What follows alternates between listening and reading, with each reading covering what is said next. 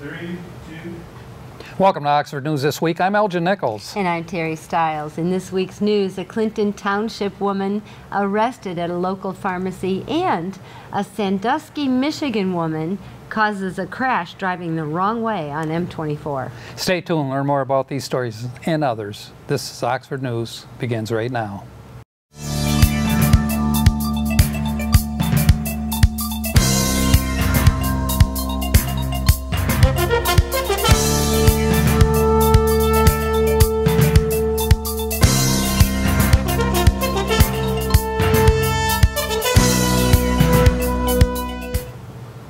Due to the alert thinking of an Oxford Rite Aid pharmacist, a Clinton Township woman was arrested for attempting to falsify a prescription for pills at the store.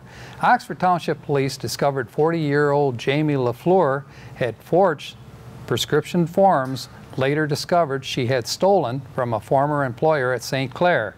Police discovered that since July 2016, the woman filled about nearly 20 prescriptions over a 4-county area. LaFleur was released from jail on a $5,000 personal bond, is awaiting trial.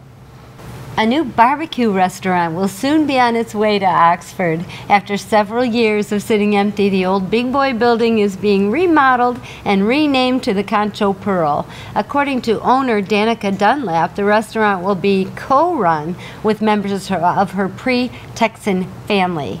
Concho Pearl menu will include Texan smoked turkey, fajitas, smoked shrimp, and many other barbecue delights. Dunlap said she wants to make her business a fun dining experience for the whole family. We should start smelling that yummy barbecue smoker by spring. Black ice on M24 just north of Oakwood Road was the cause of an injury accident this week.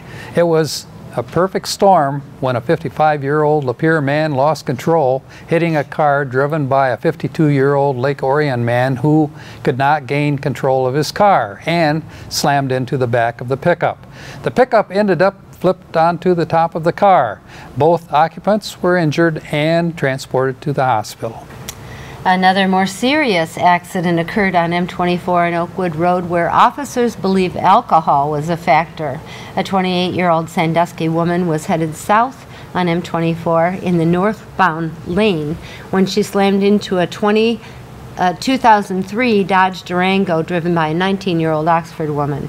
The Sandusky woman is suspected of driving under the influence of alcohol with her 2 children, ages 5 and 7, in the car. Both children were severely injured, one which remains in critical condition.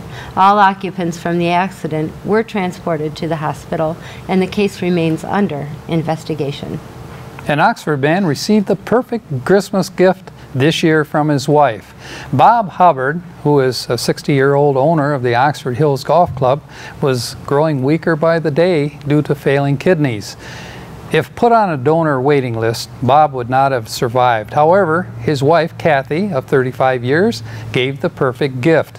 After medical tests, medical staff gave the go-ahead for Kathy to donate her own kidney to her husband. The operation appeared to be successful and both Hubbards are doing well and in recovery. Just love happy stories, don't you?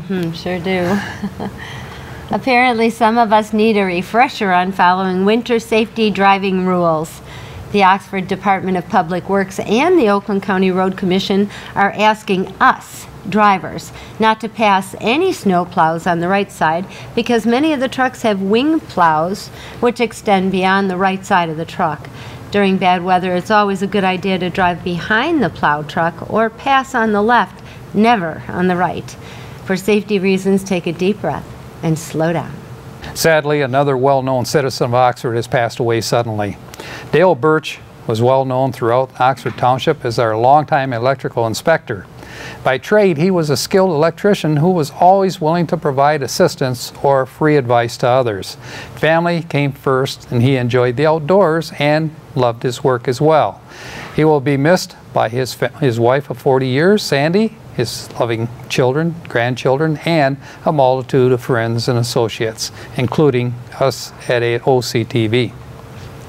Yeah, that's kind of a sad one. I feel bad for the Birches right now. Sandy, Laura, Lisa, and Chad. That's it for Oxford News this week. If you want to learn more about these stories and others, stop by your local store and pick up a copy of the Oxford Leader newspaper. Or better yet, you know what to do. Catch us right here at OCTV Charter Channel 191 and AT&T Channel 99. And coming up next on OCTV News, Oxford Sports with Jamie Hughes. And also catch Oxford School News with John Ochins. And don't miss Auto Talk and Science in the News with Dave Kenny. I'm Terry Stiles, and this is Oxford News This Week, where we bring your news closer to home. And I'm Elgin Nichols. Remember, always be kind to your friends and neighbors, and thanks for watching.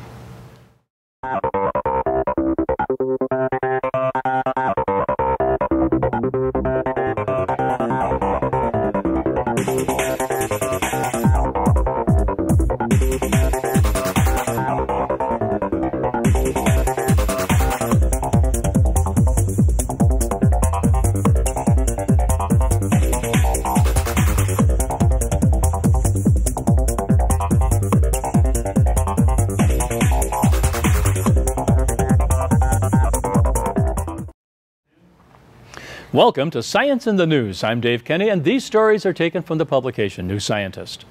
In our first story, if you're feeling overwhelmed by an ever-growing social circle, fear not. Your brain can keep up with all those new faces thanks to one region that continues to grow even into adulthood. The discovery is surprising because most changes to the brain as it matures involve the altering of existing connections between neurons. But brain scans have revealed that one area of the cortex, the fusiform gyrus, gets much larger as we age. The fusiform gyrus is thought to play a role in recognizing faces, something that adults are better at than children. Brain scans of 47 people of different ages found that after taking into account their differing overall sizes of their brains, that adults had 12.6% more solid brain matter in this area than children did. What's surprising here is that the changes involve a different mechanism, expansion, not pruning, says Kalanit Grill-Spector at the Stanford University School of Medicine in California, whose team made the discovery. It is thought that almost all brain remodeling occurs during infancy, childhood, and adolescence, but surprisingly, this expansion of the fusiform gyrus seems to happen later in life, says Grill-Spector. Grill-Spector says that the changes seen in the fusiform gyrus are probably unique to humans and may reflect the importance of facial recognition in our lives, especially during the time we become adults. We're constantly increasing our social circles. By the time we're in college or high school, we know thousands of people, she says. Then we continue to learn new faces throughout life. The team compared the growth of the face recognition region with a different area responsible for recognizing places. The latter area remained identical in size across all ages. Our earlier work had shown that place and object recognition developed much earlier than facial recognition, but facial recognition continues through adolescence and is a very difficult recognition problem because it relies on spotting only small differences in facial changes to tell people apart, says Grill-Spector. Most other changes to the brain that take place throughout our lives, such as during adolescence and pregnancy, involve pruning the connections between neurons. The role of pruning has received a lot of attention, but these new results show that tissue proliferation plays a role in fine-tuning of the cortex, says Brad Duchesne at Dartmouth College in New Hampshire. Inadequate growth of the brain's facial recognition areas might contribute to autism, Duchesne suggests, as well as conditions that make people unable to recognize faces. Wow. And from there we go to C. What's good for the ocean could be bad for the planet. Sustainable fishing might use more fuel than vessels that scoop up all the fish in their vicinity. Eco-label programs designed to guide consumers focus mainly on factors such as leaving enough fish in the ocean to maintain populations. But they overlook carbon emissions. By combing through papers and catch databases, Brandy McEwen at the University of California, Merced, and her team found that tuna vessels using more sustainable methods such as pole and line fishing consume about 3 times to 4 times as much fuel to land the same catch as boats that use a large net. The researchers also compared the climate impact of tuna with that of terrestrial sources of protein such as tofu, pork, and beef. Sustainably caught tuna has a larger effect than any other protein considered except beef, which for climate warming emissions are 5 times those for the same weight of tuna. The energy needed to freeze fish on its way to the shops might add to the impact, says McEwen. In our last story, technology. Could your smartphone testify against you? Prosecutors investigating a murder case in Arkansas have served Amazon with search warrants for data collected by one of its Echo devices. Police found an Amazon Echo, a home assistant that responds to voice commands, at the home of James Bates, who was charged with murdering his friend Victor Collins in November of 2015. They seized the device as evidence, but are now seeking any audio or text records that it may have sent to Amazon servers around the time of the incident. The Echo streams audio to Amazon's clouds, where the data is processed and stored when it hears the wake word, usually Alexa. And Amazon has been served with several warrants, but refuses to provide all the data requested. Amazon will not release customer information without a valid and binding legal demand served on us, the company said in a statement. Amazon objects to overbroad or otherwise inappropriate demands as a matter of course. Good for them. Well, that's it for this edition of Science in the News. I'm Dave Kenny. Stay tuned to Oxford Community Television.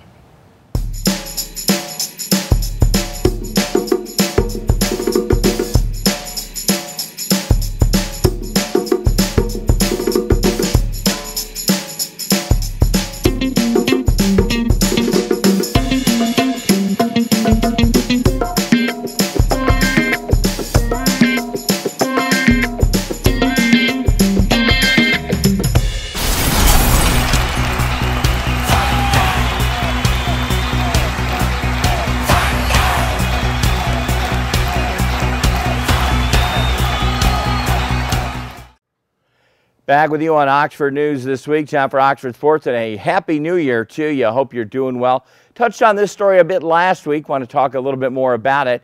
Oxford actually went on the road over the holiday break. Jordan Jaden scored a team high of 27 points, helping lead Oxford to the victory. Ray Levine chipped away at 13 points. Michael Raish had 8 and 10 rebounds for the win. Wildcats improved 5-0 on the season. I'll tell you, they are just impressive on the basketball court. Oxford 64, Richmond 59, and they did that on the road. In Lady Cat hoop action, struggles seem to persist with that team. However, Northville's Brooke Adams had 14 points, and Jasmine Prince chipped away at 11 to secure the Mustangs the win. The Wildcats came in, though, with some scores. Madeline Morris had 15 points, hitting 4 for 4 free throws, also 4 rebounds, contributing. Oxford Monet Adams with 7 points. Caitlin Bean had 4 points. Northville did pick up the V on that contest, 63-30. Again, Lady Wildcat basketball struggling. Hopefully they'll get back on track. Check their website out. It's theoxfordathletics.org. It's all one word. You can get their local information about their schedules, what's coming ahead in 2017. They also want to be informed if your athlete is going to sign for a college. At the collegiate level, they want signing events to be taped, videoed, and photographed. They'd love to put it up on their website, oxfordathletics.org. Again, that's the online home of Oxford Athletics. While you're on the World Wide Web, I urge you to stay tuned and go to our website. It's occtv.org. Hit the programs tab. You can hit YouTube or any one of the ways that we have our programming listed on the computer. Again, you can catch it on your phone, iPad, wherever you choose to watch, or conventionally on TV during the weekends. Saturday and Sunday, we do broadcast our sports between 1 and 6. Again, though, if you're an AT&T customer, we do remind you that if you do lose your service due to economic reasons, check our website out, occtv.org. Kind of a short week in sports. Have yourself a good one. We'll check with you next week. Go Wildcats. Happy 2017. Welcome to American Legion in Oxford for the best fish on Fridays. That's right, from noon to 8:30. You can get the best walleye in Michigan. You can get walleye, baked cod, chicken strips, baked potatoes, and more. On the hall side of the Legion, oh, hello there, friends. You can have 12 friends on a table, any one of the best military museums in Michigan. And the dining side, oh, hello again. More comfortable with many 4-seat tables and a couple of 5-seaters. Now on Friday we usually have about 400 to 500 best friends for our fish. Carry out? You bet. We have 50 to 60 carryouts at the post. We have some young fins with the birthdays and some of our best seniors at the post. Oh yeah, waitresses, they go like a track waitress to get your food. If you have never enjoyed our secret famous walleye at the Legion, come on in every Friday from noon to 8:30 at the American Legion Post 108 on 130 East Rainer Road, Oxford. Welcome to your weekly calendar of events, where we feature a weekly calendar of local Oxford and community events, including charity special fundraisers and general community information. Now, if you or your organization would like help to get your message out to the public, contact us for detailed information at our studio phone number at 248-628-9658, or you can go to our website at occtv.org. You can now purchase your 2017 Oakland County Annual Vehicle Park Permit at the local Parks and Recreation Office, 20 West Burdick Street in Oxford. Only $30 will permit your family to access with your vehicle 8 Oakland County parks. Enjoy free parking at the July 4th fireworks and the Oakland County Fair on Oakland County Parks Day. There are additional discounts for active military personnel and senior citizens 62 and older. Thursday, 10:30 a.m., beginning January 12th through February 16th, bring your child ages 3 to 5 to the Oxford Library to listen to stories, sing songs, learn finger plays, and rhymes. Your child must be able to listen independently, and the program is great for children to be a great part of a class learning to follow group directions. For more information, call 248-628-3034. Oxford Historical Museum on the corner of Washington and West Burdick Street downtown is seeking local items of interest to be donated or assigned to the museum. Items of interest would be player piano rolls, particularly holiday tunes, and also included are old advertising materials, souvenirs and old photos of downtown businesses and homes. If you think that you have artifacts of interest, contact your museum representative at 248-628-1106. Saturday, January 14th, 10:30 a.m. If you are a high school teen interested in taking the SAT practice test to improve your final test score, you can pre-register at the Oxford Public Library to take the test. The test will be monitored by adults, maintain confidentiality. Bring a number 2 pencil and a graphic calculator with you the day of the testing. For more information, call 248-628-3034. Oxford Township Parks and Recreation is now soliciting applications for the following summer job openings. Positions to be filled are youth softball umpire, youth soccer referee, splash park attendant, and Fun in the Sun camp counselor. Applications can be downloaded onto their website by going to oxparkrec.org or stop by the Parks and Recreation office at 20 West Burdick Street in Oxford. If you own a business, belong to an organization, or if you are a local resident wishing to show your support for our school programs, music concerts, or any of the many programs broadcast by our television station, you could become a sponsor or an underwriter for OCTV. A promotional spot would be created just for you and continual recognition given to you by our broadcast announcers. It's easy and it's quite inexpensive. For more information, contact our TV station manager, William Service, at 248-628-9658, or you can send a message of interest to his email address, manager@occtv.org. Now, we at Oxford Community TV would like our television viewing public to learn more about your club or organization's special upcoming events. So, if you would like to get your special event mentioned on our television show, call us at 248-628-9658, or again, go to our website, occtv.org. One final reminder, you can locate our OCTV program schedule by going to our website, occtv.org, and clicking on Schedule. There, you will find a list of OCTV programs, dates, and times. One program I highly recommend is Bill Service, who always has interesting local stories and interviews on our Community Access program. Just check it out. This is Oxford Community Television, OCTV. I'm your local host, Elgin Nichols. We invite you to join us again next time for your weekly calendar of events.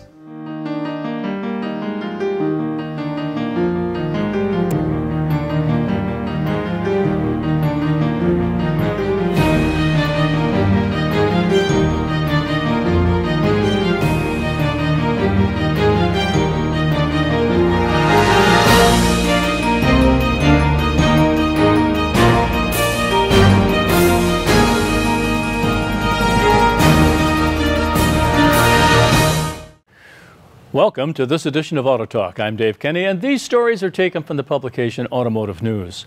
In our first story, Cadillac will launch a new vehicle subscription service next month that allows customers access to its vehicles for a flat monthly rate, no financing or leasing required.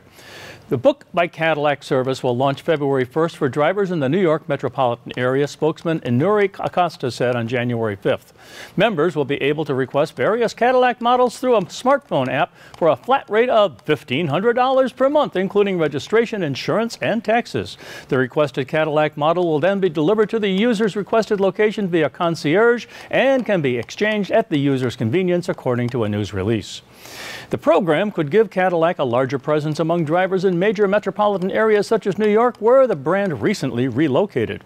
Acosta said Book provides those drivers in urban markets with flexibility, a key in cities where parking is limited and public transportation is robust. For instance, drivers could request an Escalade SUV to keep on hand during the summer months for road trips before exchanging it for a smaller car for city travel the rest of the year. As residents in densely populated cities increasingly turn to car-sharing services, luxury brands such as Cadillac have been experimenting with new vehicle usage models. For instance, Audi launched a pilot program in Berlin in late 2014 that allows customers access to several models that could be rotated over a 12-month period. It also launched a San Francisco pilot program called Audi On Demand that drops off and picks up rental vehicles at locations preset by the user. Acosta said Cadillac, which introduced a pilot program for Book last year, found that users are mostly interested in using Book as a secondary mode of transportation, with a vehicle they own or public transit remaining their primary way to get around. Book users will have access to platinum-level XT5 midsize crossovers, CT6 sedans, Escalades, and V-Series performance cars. The number of vehicles available for use will be limited at launch, but will expand over time, Acosta said. Cadillac says it plans to expand the Book service beyond the New York market in the future. And at Tesla Motors Incorporated began rolling out software updates to customers with newer cars, bringing them to parity with owners who already have what's known as Autopilot 1 and setting the stage to ultimately unleash full self-driving capability. HW2 Autopilot software uploading to 1,000 cars this eve will then to verify no field issues and upload to the rest of the fleet this week, Tesla CEO Elon Musk said in a Twitter post on December 31st. The end-of-the-year software update comes as the automotive and technology industries prepare to descend on Las Vegas for the annual CES Technology Expo and Detroit for the North American International Auto Show. When Musk announced in October that all vehicles are now being produced at the Fremont, California factory are shipping with new hardware suite to enable full self-driving, he warned that the cars would temporarily lack some of the features currently available on Tesla vehicles with first-generation Autopilot, as the company validated its software. That includes some standard safety features like automatic, that is, emergency braking, collision warning, and active cruise control. Now customers with the Hardware 2 suite will have those features. On the recall front, American Honda has issued a stop sale order and recalled a total of over 641,000 Odyssey minivans in the U.S. for two separate issues.